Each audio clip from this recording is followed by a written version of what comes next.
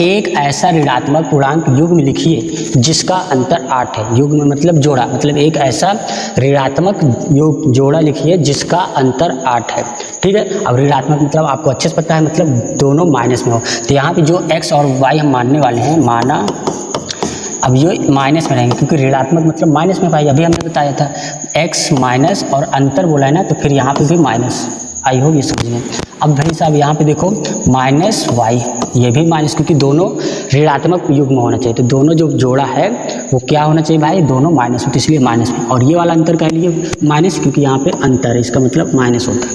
अब इसको सॉल्व करने में कितना आना चाहिए, 8 आना चाहिए। तो यहाँ पर हम लिख देंगे 8। क्लियर है। अब हम इसको सॉल्व कर लेंगे। अब x को हम कुछ भी मान सकते हैं, ये हम कुछ भी मानेंगे तब भी पर आ जाएगा। तो हम इसको मान लेते हैं इस बार 10, ये हो गया -10। क्लियर है। अब यहाँ पे माइनस है तो माइनस, फिर -y बराबर क्या है भाई साहब, 8 है, तो 8 लिख देंगे। ठीक है। अब हमने तो वो x को तो हमने मान लिया है, चाहे तो इसको हम यहाँ ऐसे लिख सकते हैं ताकि आपको कोई कन्फ्यूजन ना हो। ठीक है, देखिए यहाँ पे हम ये भी लिख सकते हैं, पहले बता दें कि माना। अब यहाँ इतना हो गया, ये तो समीकरण बन गया। अब यहाँ x -x बराबर हमने क्या माना है, -10। ठीक है, ताकि पता चले कि हमने किसको क्या किया है। अब आगे इसको सॉल्व कर लेंगे। अब भाई साहब यहाँ पे ये माइनस, इसको सॉल्व करेंगे तो माइनस माइनस प्लस हो जाएगा। ठीक है, ब्रैकेट के अंदर ये जो माइनस है प्लस में बदल जाएगा। तो ये y हो जाएगा, इस साइड क्या है 8 है तो 8, और इस साइड ये माइनस में, तो इस साइड आ जाएगा ये प्लस में 18 हो जाएगा। मतलब ये अगर आएगा तो ये हो जाएगा 10। अब y बराबर क्या आ जाएगा, 18। इसको हम लिख दिए 18। क्लियर है। अब 18 हो गया भाई। देखो यहाँ पे हमने x को तो -10 माना, तो ये तो है -10। अब y बराबर कितना आया, 18।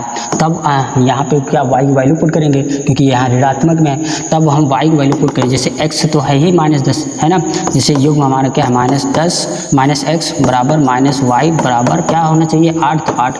अब देखो x हमने रखा था -10, तो हम यहाँ पे मान लेंगे -10, ये माइनस तो माइनस, और ये -18, y की जगह क्या रखेंगे हम 18 बराबर 8। अब इसको सॉल्व करेंगे तो 8 आ जाएगा भाई साहब। तो हम कह सकते हैं ये पेयर है एक, ये भाई -10 है, इसको जोड़ेंगे तो ये क्या आ जाएगा +18। अब देखो इसको सॉल्व करेंगे तो क्या आएगा, 8 आ जाएगा, क्योंकि ये 18 में से 10 कम हो जाएगा तो 8 आंसर।